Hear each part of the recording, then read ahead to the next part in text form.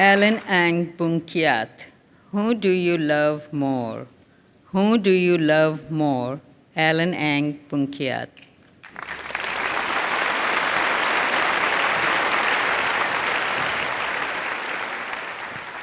Thank you, Contest Chair.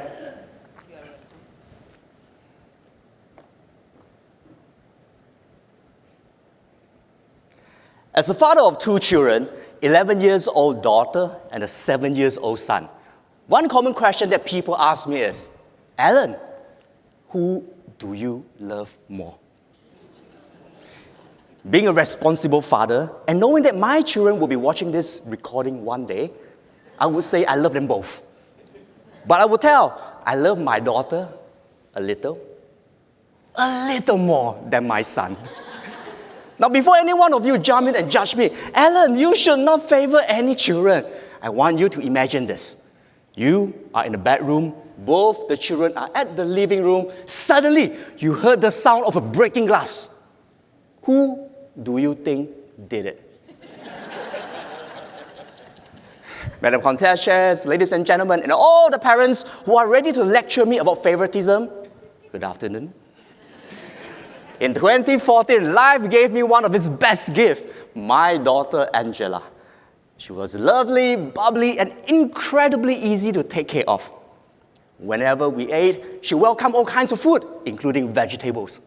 Whenever we traveled, she would be excited to explore.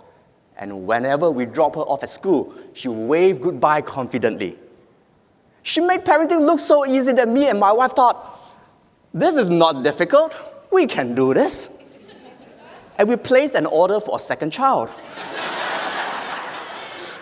In 2018, life gave me another gift, my son, Anson, in a totally different package. The moment he saw vegetable, he cried. The moment we traveled, he cried. And the moment we dropped him off at school, he cried.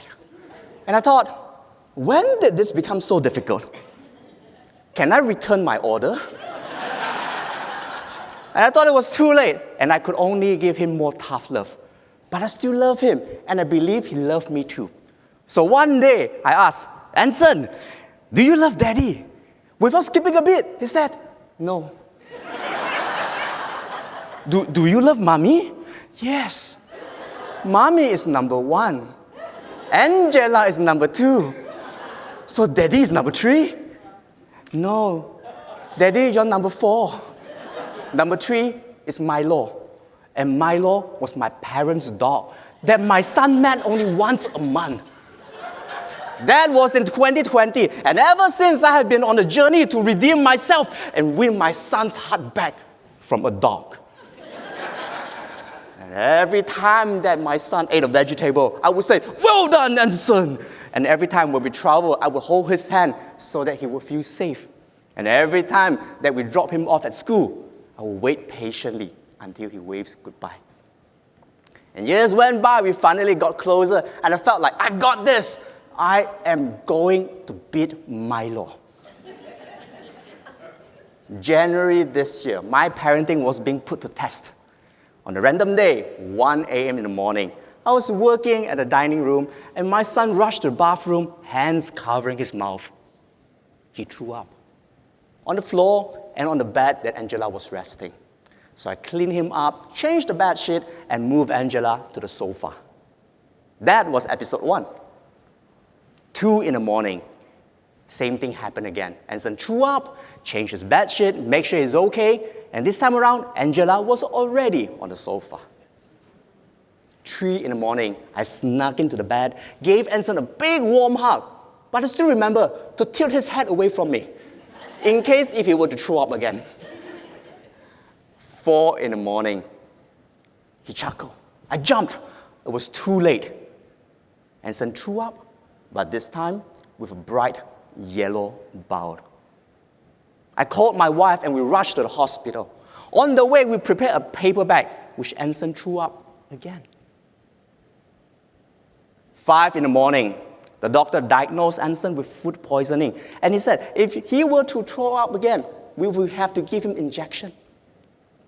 As I was making payment at the counter, I heard a sound. Anson threw up at the lobby. The nurse waved us in, and Anson received his injection. 7 in the morning, after multiple episodes, we finally got home, and Anson was resting. That night, I was talking to my wife, reflecting, this has to be it.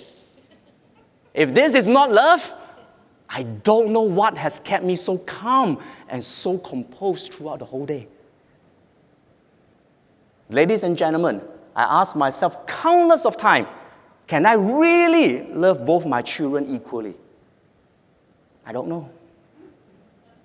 But after this episode, I think I can, but not in a way that I first thought. As a parent, I learned that loving my children equally doesn't mean treating them the same way.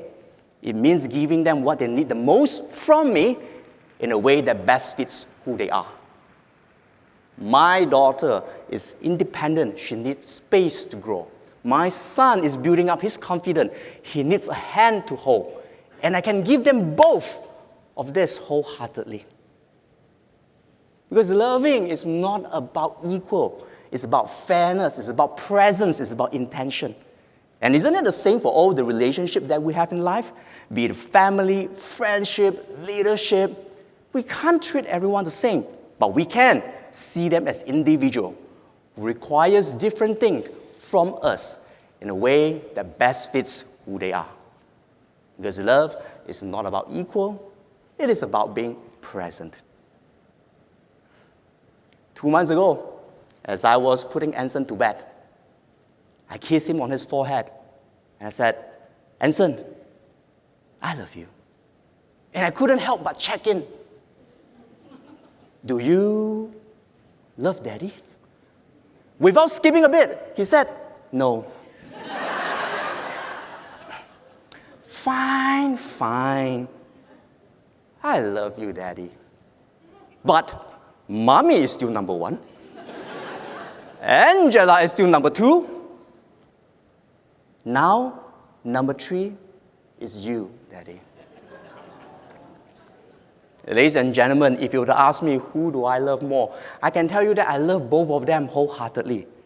And if you were to ask me who's my favorite child, I'll leave that to you. Back to you, Madam Contest Chair.